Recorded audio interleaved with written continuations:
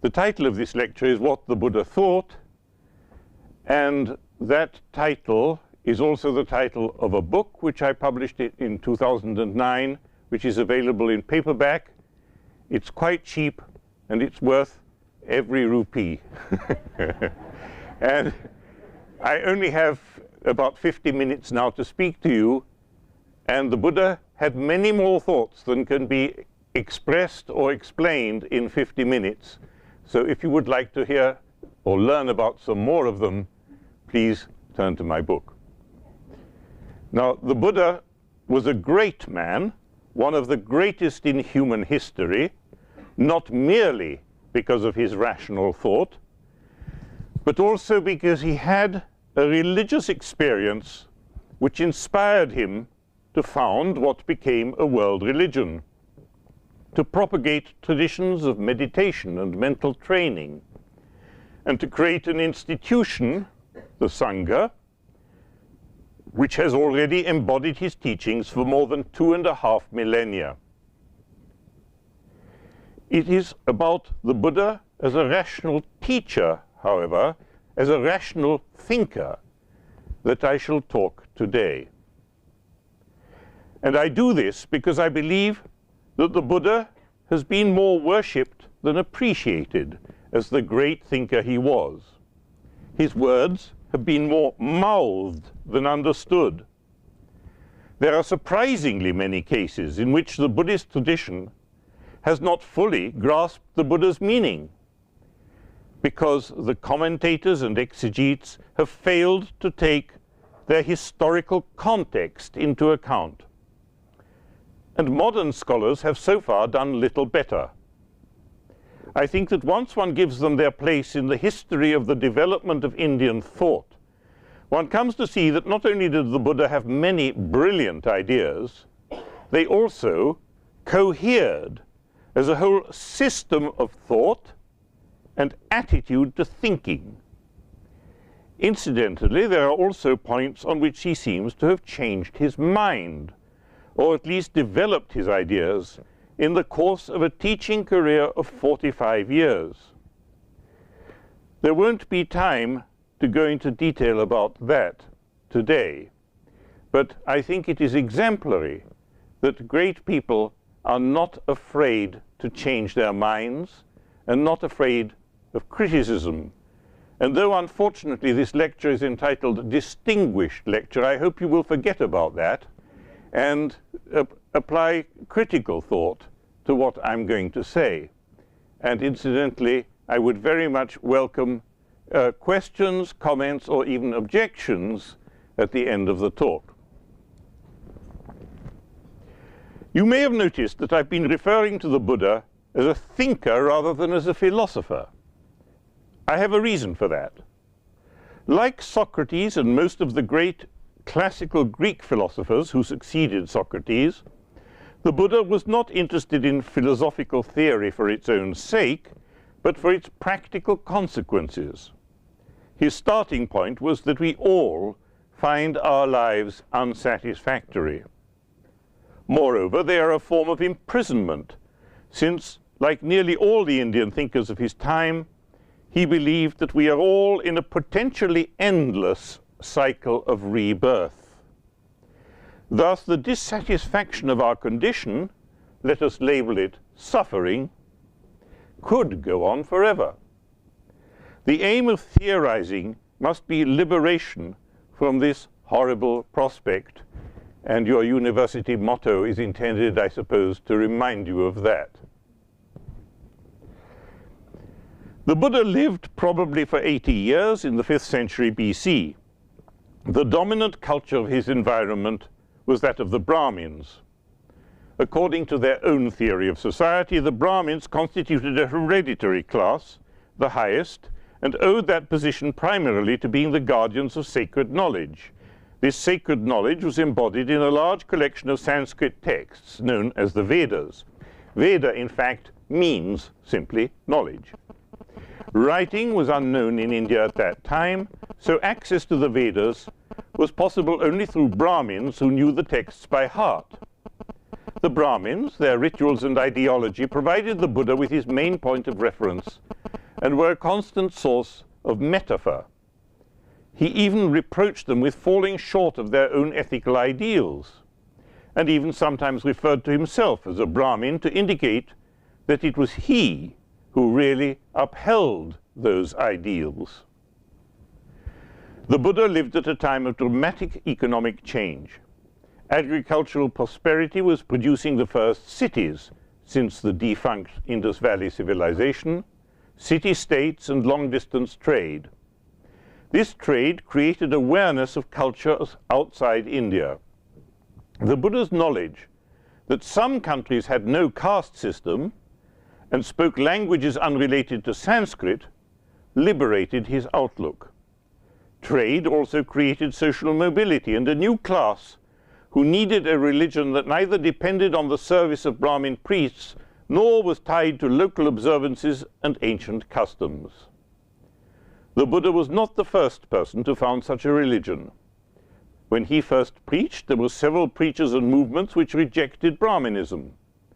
Most, if not all of them, preached that the only road to salvation lay in leaving home and family and living as a wandering ascetic. One of them, Jainism, has of course survived as an autonomous religion to this day. While Brahminism was founded on correct ritual action, which would ensure a good rebirth, it also, not long before the Buddha's time, began to produce what I might call mystico-philosophical texts, the Upanishads. These texts, which are also known as the Vedanta, which means the goal of Vedic knowledge, purported to penetrate the deepest mysteries of the universe, an understanding of which would enable one at death to merge with the highest reality and escape rebirth forever. The Upanishads posit that there is an eternal, unchanging essence to the world which is called Brahman. In the same way, there is a permanent, unchanging essence to each living individual called Atman. This word, Atman, also serves in Sanskrit as the reflexive pronoun. Hence the problem that it can be translated into English as either soul or self. The salvific gnosis, the realization required, is that one realize that one's Atman is really Brahman. To realize this in life is to realize it in a further sense, that is, to make it real at death. When he dies, the person who has achieved this gnosis is not reborn, but merges into Brahman, and thus is forever rid of all individuation or potential for a separate existence. In this soteriological theory, that is, theory about how one is to be saved, being and becoming are defined as polar opposites. Being is by definition changeless, and becoming is the same as change, is a form of change. Brahman, existence, is a plenum. That means it fills everything with no gaps whatsoever. Brahman is a plenum as it was for the Greek philosopher Parmenides, who flourished around 500 BC or soon thereafter. And Brahman is also bliss, for suffering and unhappiness are considered invariably to be due to some lack. The logic of this argument seems so frail that one is tempted to look elsewhere for the origin of the idea that Brahman is bliss. Maybe it originated in what we call mystical experience. Fully to realize one's identity with Brahman, and hence one's imperishability, is presumably bliss. The Buddha accepted the dichotomy between being and becoming, or at least its negative corollary. For him, the world of our experience is full of change. Moreover, our satisfactions are all transient. Death, both our own death and the death of loved ones, is, alas, always lurking in the background. Thus, change involves suffering, frustration, or at least dissatisfaction. A basic formulation of the Buddha's teaching is known as the 3 hallmarks, in Pali tilakkana. That is, the hallmarks of phenomenal existence, of life as we normally experience it. These hallmarks are impermanence. No matter how long this lecture seems to go on, you know it will end. Unsatisfactoriness and absence of self. The sequence betrays the Upanishadic reasoning. Things are impermanent, that is, ever-changing, and by that token they are not satisfactory. And by that token they cannot be the Atman. To return to the example I gave just now, you wish that the lecture would go on forever, and then it would not be unsatisfactory. Think for a moment whether that is plausible. The Buddha further reasoned that if by definition the self or soul exists, this must mean also that it never changes. It can play no part in the processes that constitute our lives. We cannot even experience it. What we experience is activity, movement, action, karma, and the results of that activity. Thus, those who think that the Buddha's no-soul doctrine denies personal continuity and hence moral responsibility have completely misunderstood. Our continuity consists in our karma.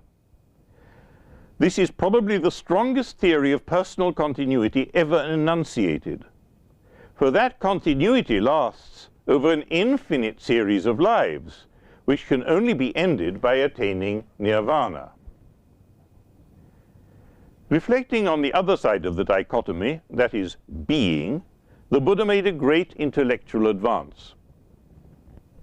For the Upanishads, only existence is true, is real.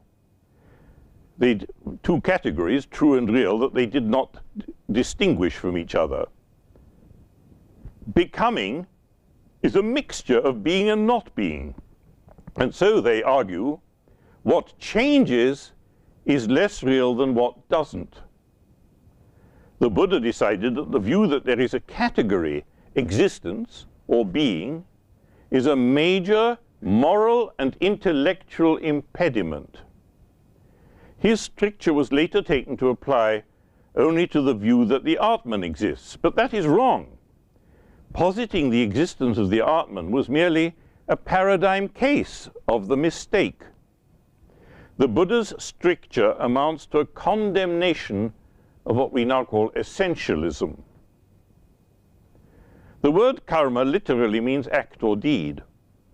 In Brahmanism, Jainism, and Buddhism, karma can be right or wrong.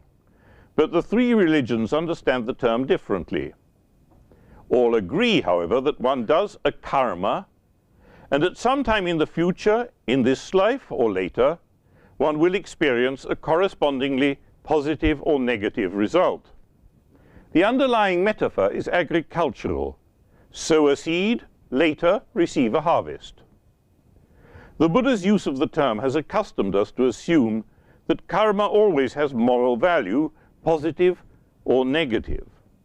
Good karma will produce good results, bad karma, bad results for the agent.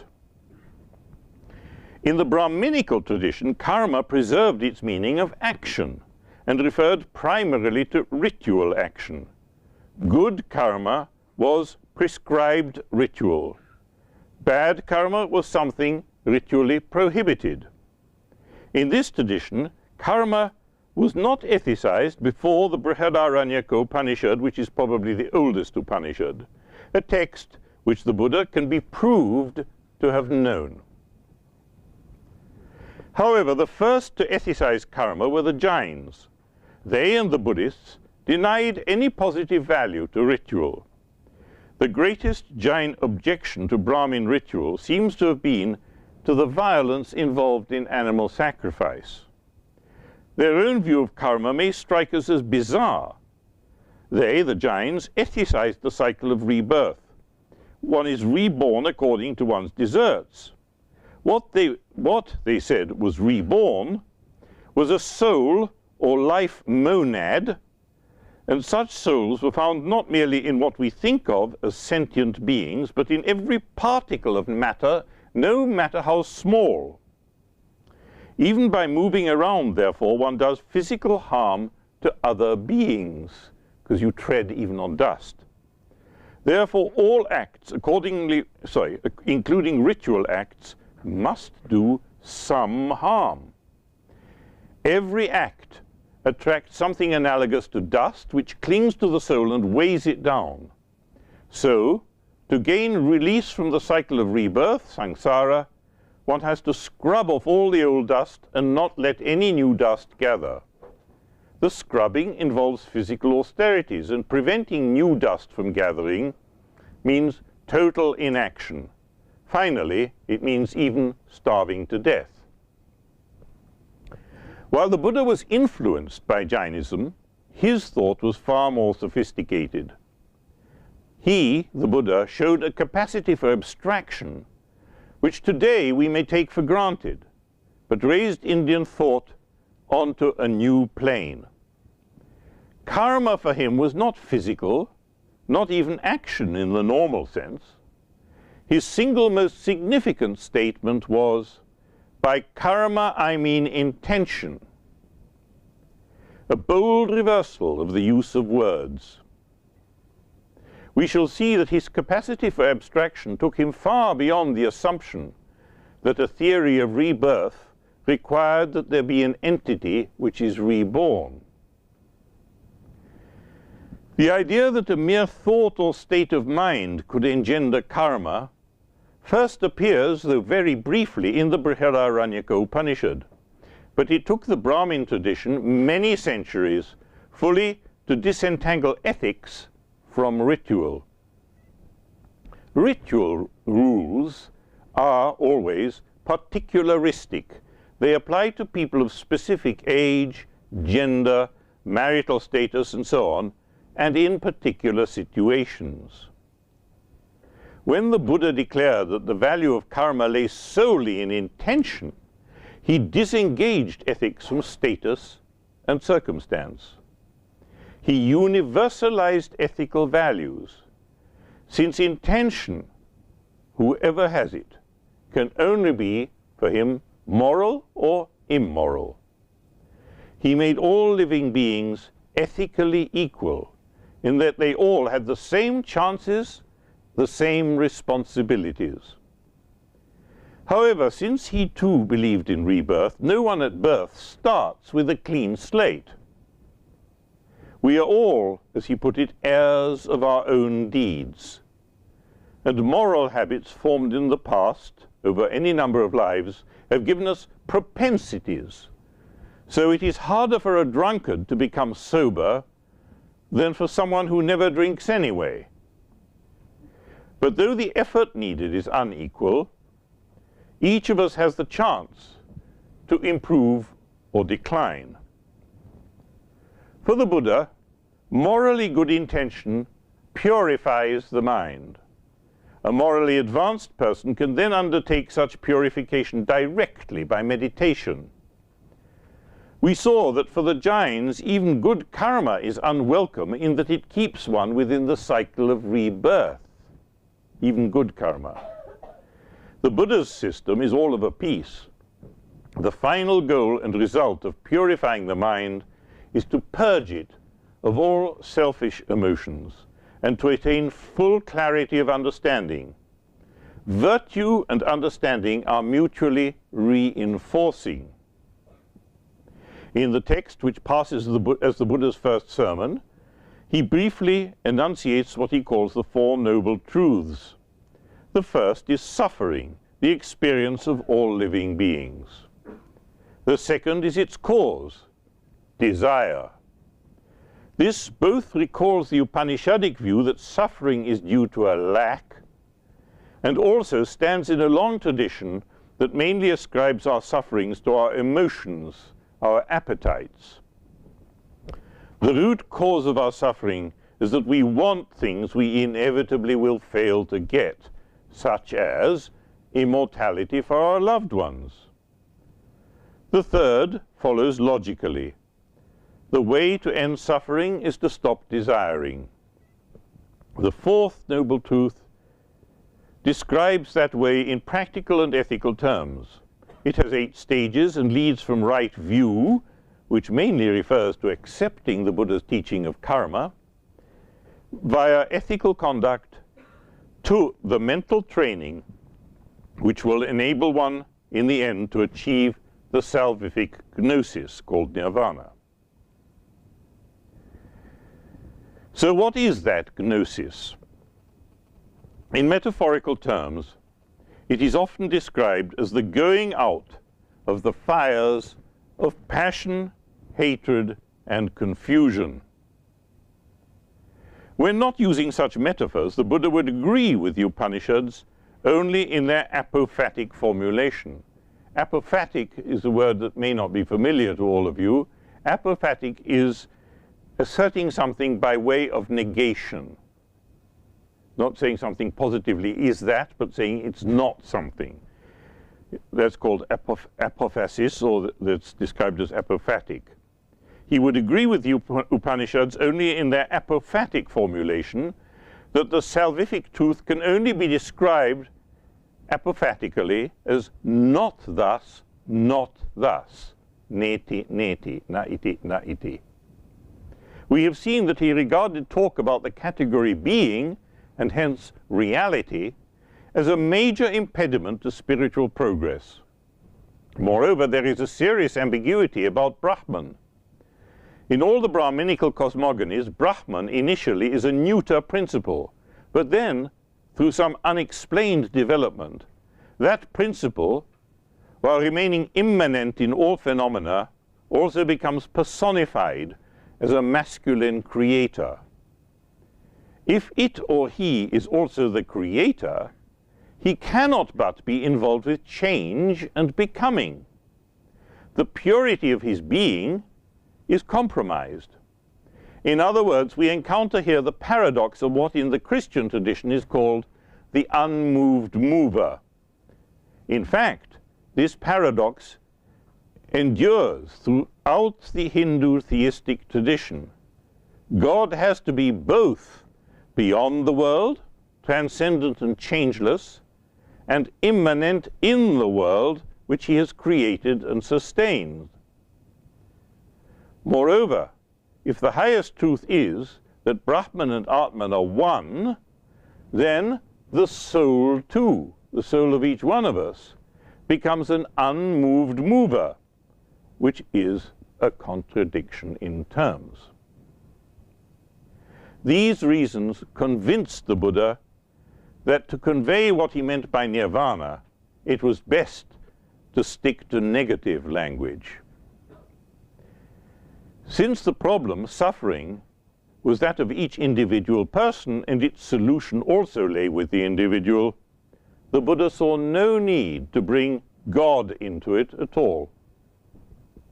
We need not bother, he said, with such theoretical questions as who, if anyone, was or is responsible for the universe. All that matters is to understand that we are responsible for ourselves, we and no one else. Thus, even at the heart of his teaching, the Buddha took a severely practical attitude. He described himself as the surgeon who removes the arrow of craving. He also said that just as the ocean has only one flavor, that of salt, his teaching had only one flavor, that of liberation. When people complained to him that various teachers preached different doctrines to them, so that they were confused about which to follow, he replied that on such matters everyone has to make up their own mind, and to do so one should take nothing on trust, but test it on the touchstone of one's own experience. and I hope that that's the first lesson you all learn when you come to university. When it came to administering the Sangha, he was no less strictly pragmatic. Whenever the Vinaya text, the Vinaya is the Buddhist monastic code, whenever the Vinaya text shows the Buddha disapproving of something, it has him say that it is not conducive to increasing the number of believers. He then pronounces a rule for which he gives a stock list of 10 reasons, and these can be summarized as the protection and convenience of the Sangha, the moral purity of its members, increase in the number of believers, and the good of non-believers. The Buddha was a pragmatist, as we use the term idiomatically, but not in the modern technical philosophical sense. As the scholar Paul Williams has written, there is no suggestion that the teaching is only pragmatically true, that is, that it is only a question of it being beneficial in the context of the spiritual path. The teachings of the Buddha are held by the Buddhist tradition to work because they are factually true. It's not that they're true because they work, which would be pragmatism. Further, Williams writes, the ought, pragmatic benefit, is never cut adrift from the is, cognitive factual truth. Otherwise, it would follow that the Buddha might be able to benefit beings and even bring them to enlightenment without seeing things the way they really are at all. And that is not Buddhism. More than it resembles pragmatism, the Buddha's approach seems to me to resemble the approach of the philosopher of science Karl Popper, whom Professor Dasgupta mentioned in his introduction. In politics and the conduct of public affairs, Popper was against trying to impose a blueprint conceived a priori and recommended instead what he called piecemeal engineering, that is, finding solutions to what had evidently gone wrong. This is exactly how the Buddha's procedure is represented in the Vinaya, that part of the Buddhist canon which lays down the rules for how monks and nuns are to behave, both corporately and individually. In ancient times, codes of law, whether ascribed to a god or to a sage, were normally created fully fledged. The Vinaya is remarkable as a legal system which is not based on a given and unquestionable foundation, but gradually built up through case law. Every rule governing individual conduct is framed to meet a particular situation that has arisen, and the first offender, the person who occasioned the creation of the rule, cannot be guilty because the rule didn't yet exist to be broken. Nor can someone not in their right mind be guilty of an offense. When a rule turns out to have undesirable consequences, the Buddha modifies it or even rescinds it. This is a system of trial and error, of learning from one's mistakes.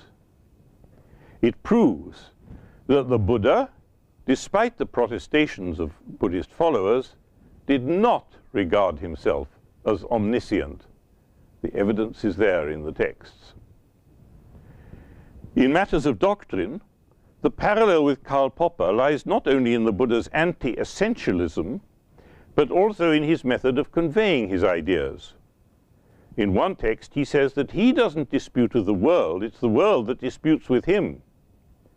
There is, moreover, a set of poems in the canon in which he several times claims to have no views himself and evidently wishes to avoid disputing the views of others.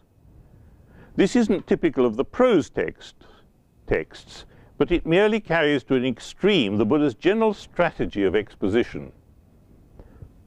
That strategy is to get an interlocutor to state his own view, and then to correct it, sometimes radically, without making this too obvious. One may summarize this as saying, yes, but wonderful diplomacy. This technique has been admirably described by the great pioneer Pali scholar T.W. Rhys Davids. he wrote, "Gautama puts himself as far as possible in the mental position of the questioner. He attacks none of his cherished convictions. He accepts as the starting point of his own exposition the desirability of the act or condition prized by his opponent. He even adopts the very phraseology of his questioner. And then, partly by putting a new, and from the Buddhist point of view, a higher meaning into the words, partly by an appeal to such ethical conceptions as a common ground between them, he gradually leads his opponent up to his conclusion." In later, end of quote. In later Buddhist tradition, this is known as the Buddha's skill in means, and is accorded enormous importance.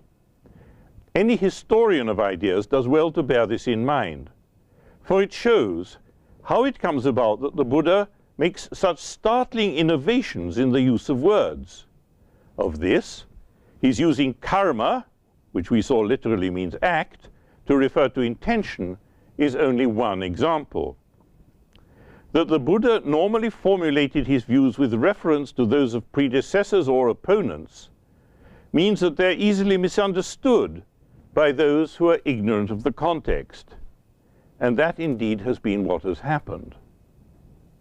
Inevitably, many contexts must be lost to us, so we must presume that we sometimes, even now, misunderstand him, and cannot even be sure when we misunderstand him.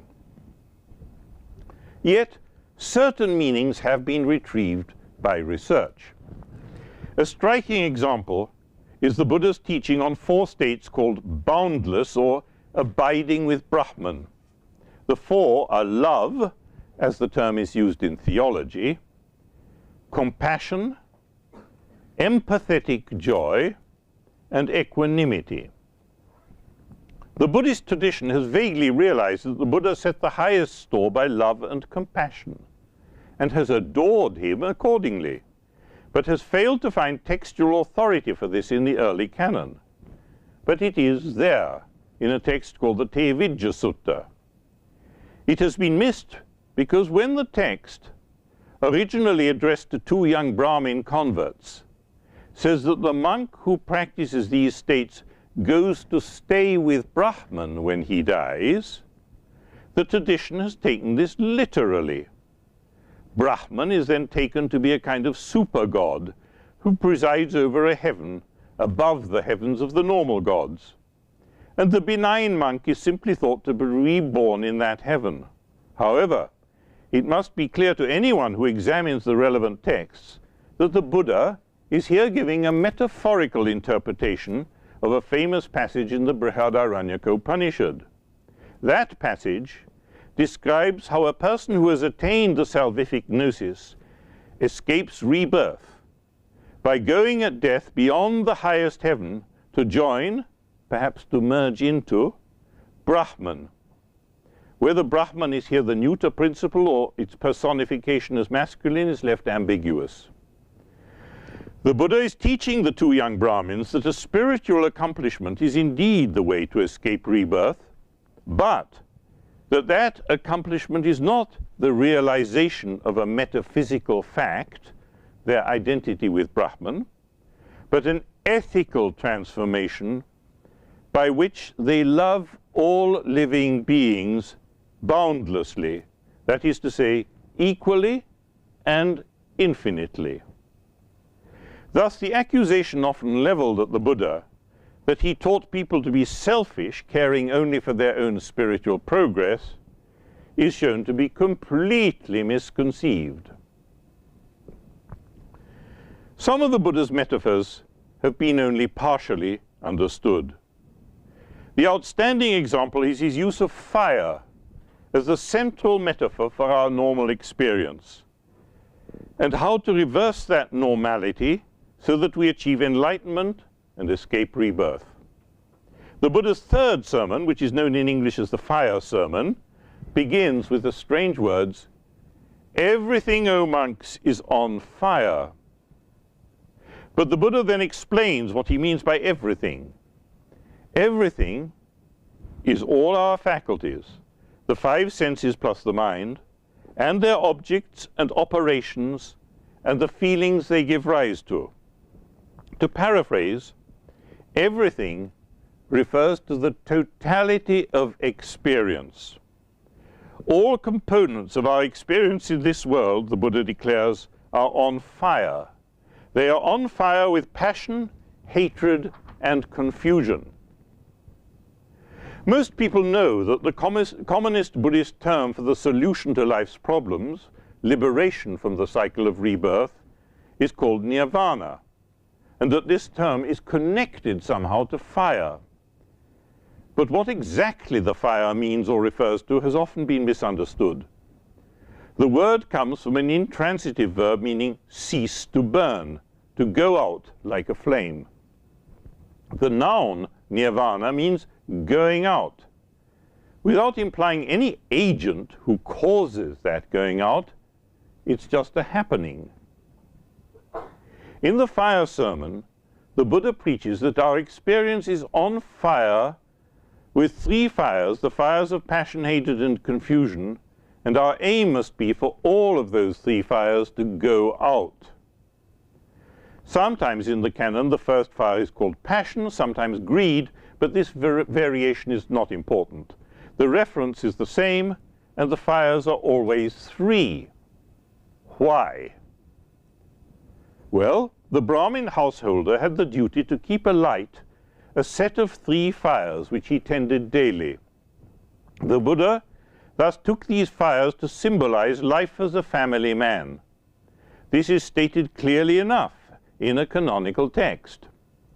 Here the Buddha first juxtaposes the three sacrificial fires with the fires of passion, hatred, and delusion, and then with the aid of puns, I'm afraid he was rather fond of puns, he metaphorically reinterprets the fires.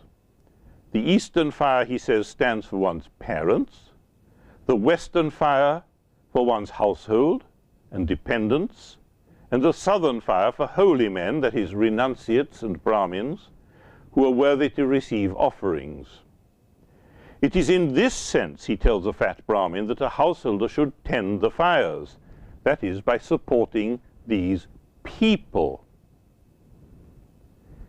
In the Buddha's first sermon, as it has come down to us, dukkha, suffering, is defined as the five upadana khandha. Upadana khandha. None of you will know these words. Upadana is spelled U-P-A-D-A-N-A, and the second half is khandha, K-H-A-N-D-H-A. This compound noun is a Buddhist technical term which must have required unpacking to be intelligible to its first audiences. In fact, the term conveys the same message as the fire sermon, using the same metaphor. But somehow this was soon forgotten. Khandha means something like a mass. I'll return to it in a moment. The word upadana has both a concrete and an abstract meaning. In the abstract, it means attachment, grasping. In this sense, it is much used in Buddhist dogmatics. Concretely, it means that which fuels this process. The Pali English Dictionary writes of upadana, it is that material substratum by means of which an active process is kept alive and going. Fuel. So when the context deals with fire, it simply means fuel. So, is suffering really five masses of fuel? We have seen that in the fire sermon, the Buddha summons up our experience in terms of our faculties, that is, the senses plus the mind, their objects, operations, and consequent feelings, and says that all are on fire. In the canon, there's an even commoner way of referring to what makes up the experience of any living being. This is in terms of five khandha, the second half of that noun, whatever the term may mean. And the five are materiality, that's the five senses and their objects, feelings as of pleasure and pain, apperception, which means perceiving and identifying what is perceived, volitions, that is, emotions, of which the will in its moral aspect is the most important, and finally consciousness. Given that the Buddha denied that we could experience a self in the Upanishadic sense of an unchanging essence, the five khandha, that list of five things from materiality to consciousness, have been interpreted as a reductive account of the components of a living being. But Sue Hamilton's research has clearly demonstrated that this is not accurate. No, they are the five components of all conscious experience. They are not what we're made of, they are how we operate. Moreover, the difference between them is analytical. In practice, they always operate together, as a synergy, to use the modern word. The term khandha has usually been rendered in English as aggregates, a term which I think is meaningless. In my opinion, it is clear that this word too was a part of the fire metaphor. There is a short text which states that the five khandha are ablaze, so that one should stop caring about them. Pali has a common expression for a blazing fire or bonfire, aggi khandha, and aggi means fire. In the compound upadana khandha, I believe aggi has been dropped because it's felt to be redundant when the word for fuel is present. I therefore translate upadana khandha as blazing masses of fuel. And indeed, in another short text, our sufferings, our dukkha, are called dukkha khandha, a blazing mass of suffering, and are compared to a bonfire which will only go out after one has stopped feeding it fuel. And that fuel, of course, is of course the passion, hatred, and delusion which affect those five elements of how we operate. In this instance, the Buddha has used fire as a metaphor with entirely negative connotations. It is bliss for the fire to go out. However, in another context, he builds on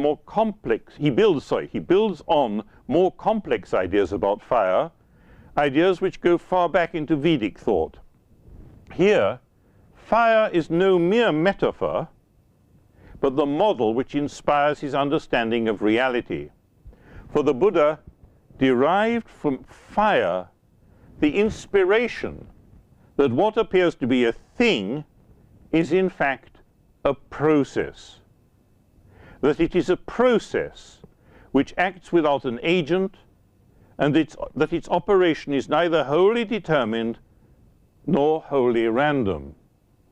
Now, this has got people very excited in the 21st century for stupid reasons, but it is very striking that this is exactly the picture of the world provided for us by modern physics. But that does not mean, of course, that the Buddha foresaw modern physics and all its wonders at all. He worked out the same thing by reasoning, and in a way, at this particular point, the coincidence is just as it were a piece of luck. But that says nothing to denigrate the brilliance of the Buddha's thought. I'll repeat, the Buddha derived from fire the inspiration that what appears to be a thing, such as Richard Gombrich or this table, is in fact a process. That it is a process which acts without an agent, like fire, and that its operation is neither wholly determined nor wholly random, but in the middle way between those two. In one text, the Buddha compares consciousness to fire. Consciousness, he says, is classified, one might say named, according to what has brought it about. If it arises on account of the eye and visible forms, it counts as eye consciousness. Similarly, there arise ear consciousness, smell consciousness, tongue consciousness, body consciousness, from the sense of touch, and mind consciousness, the last being due to the mind and ideas. Just so, a fire is classified according to its cause, whether it be a stick fire, a splinter fire, a grass fire, a cow dung fire, a chaff fire, or a rubbish fire. The Buddha is saying then that consciousness is always consciousness of something. And this is the opposite of the Upanishadic doctrine that consciousness is inherent in the world spirit, Brahman, and therefore in the individual soul, Atman, which is ultimately identical with Brahman. The point is twofold. For the Upanishads, consciousness is not consciousness of anything outside itself, but the prerequisite for such consciousness. And it is inextricably bound up with true being, so that ontology, the subject of what exists, and epistemology, the subject of what can we understand, are merged. Whether or not we agree with the Buddha in considering that consciousness must always be consciousness of something, there is no doubt that by separating ontology from epistemology, he is taking a point with which we modern people feel at home. In Vedic tradition, consciousness and its objects are thought of in terms of fire. The Buddha draws on this idea, but is more analytical. He sees consciousness as being like a fire, in that it is an appetitive process which cannot exist without having something to feed on, and it seeks out that which it feeds on. Moreover, the analogy with fire can provide a model of how a process can be dynamic, seek out its objects without being guided by a seeker. Similarly, when there is no more fuel, the fire will go out. And that doesn't mean that anyone has to extinguish it. As a process also, fire is inseparable from what burns. Just as there is no such thing as fire without a burning object, there's no such thing as consciousness without an object.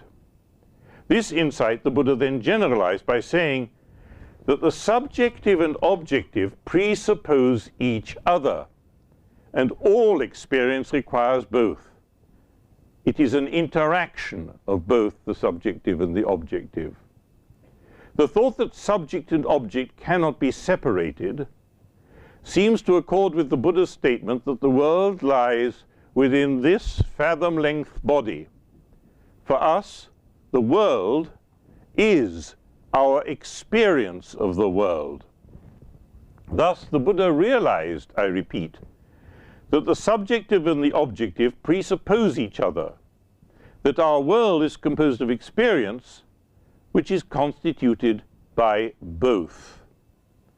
He further deduced something that I think was never explicit either in Vedic thought or in its Hindu descendants, that what we can experience is only process. Our consciousness and its objects are like fire in that they are not things but processes, that is, unceasing change. Something beyond this is perhaps conceivable, but the very nature of our apparatus for having experiences determines that if that does exist, it must lie completely outside our experience. If I state the matter so baldly, I am open to challenge. Where does the Buddha say that what we experience, short of attaining nirvana, is only process? True, he says it's impermanent, and on an extreme interpretation that can be taken to mean that it is forever changing. But is that process? Where is the word process in Pali, you can ask? I have to agree that no one word precisely corresponds to process, because the concept was really invented by the Buddha. I argue that much the same ground, however, is covered by the word sankhara, which refers not only to the fourth khandha, where I've translated it as volitions, but also far more broadly to every element in our world of experience. I can't here before you discuss its philological complexities, but I have suggested in my book that sankhara is one of the class of words like the English word construction, which can refer both to a process and to its results. This catches the Buddha's insight that our experiences are both constructed and constructing. The application of this insight that most concerned him was the moral one, karma. What we do makes us what we are. That intention is the most important factor in the fourth khandha is no mere arbitrary accident.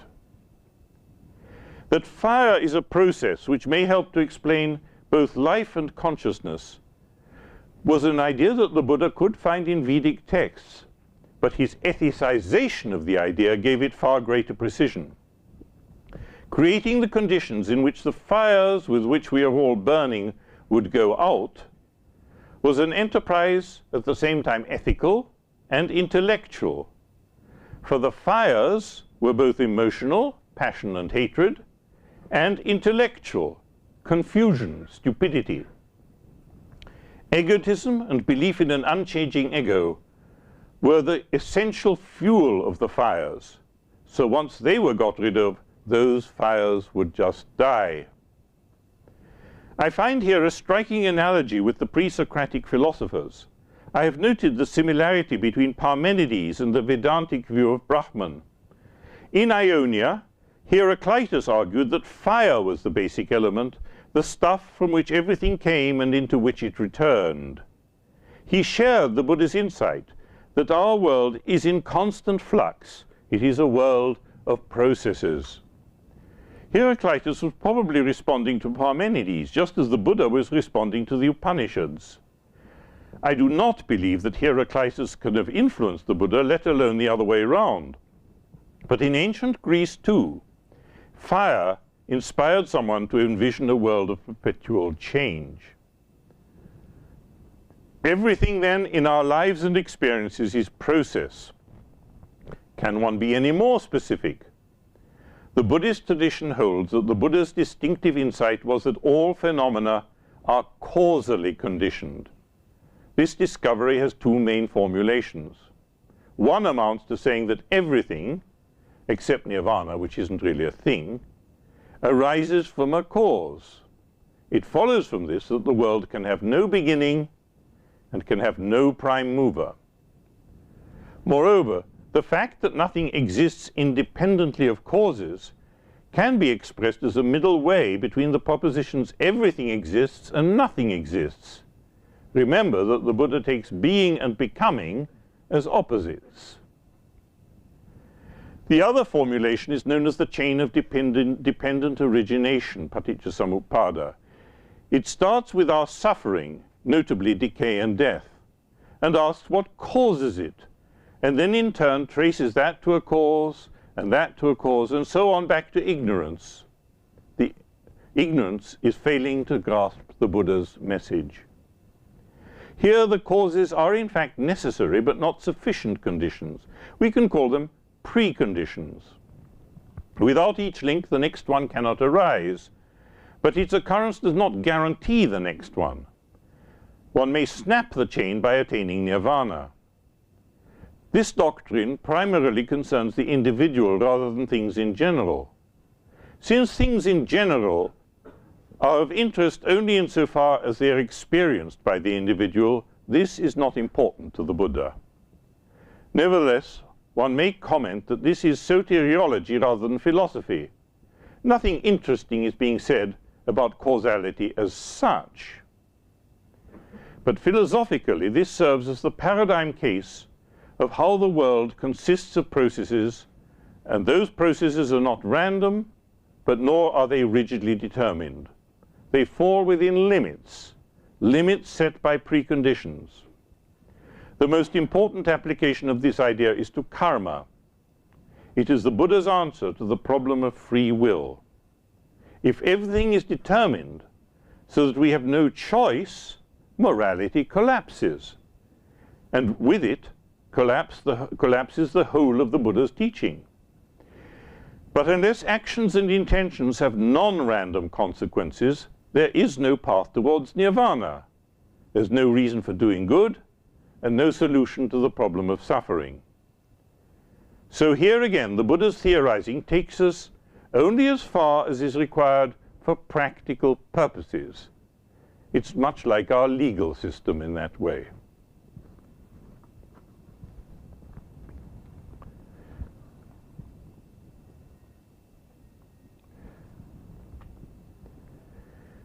So I come to my summary. Again and again, the Buddha transformed earlier religious ideas and practices by saying that if properly understood, they were about ethics. But he often did this with such subtlety that it's not surprising if his maneuvers were not always understood by his followers. And the most important instance of this is his doctrine of karma. Karma is about moral causation. First and foremost, it is a teaching of responsibility. And so it has to be compatible with free will. But even the exercise of free will is by no means a random process. What we sow determines what we reap. It doesn't do so rigidly, for karma is not the only cause of our pleasure and pain. Our karma determines the general conditions, such as where we are born, a framework within which more obvious kinds of cause, such as disease, take effect. When it comes to new karma, we can choose, but only within limits. The most important of which we have ourselves established through our former choices. Those choices are necessary but not sufficient conditions for our subsequent acts of choice. A proverb cited by Damien Keown puts it admirably: sow an act, reap a habit; sow a habit, reap a character; sow a character, reap a destiny. Putting karma at the center of the person, the Buddha replaced a static and amoral hypothetical entity, the self, by a process much of which we can observe and experience in action. This process is in constant interaction with the environment. Modern psychology holds that every action is an interaction with the world and affects the actor. The Buddha did not go so far when it came to discussing perception and cognition, but he did develop this insight in the context of karma. Moreover, while he identified our world with our experience, his preaching that each person was responsible for his or her own karma and could only reach nirvana by their own efforts was incompatible with idealism. In sum, I see the doctrine of karma as the pivotal point of the Buddha's teaching and the one to which almost all his thought relates. Thank you for your attention.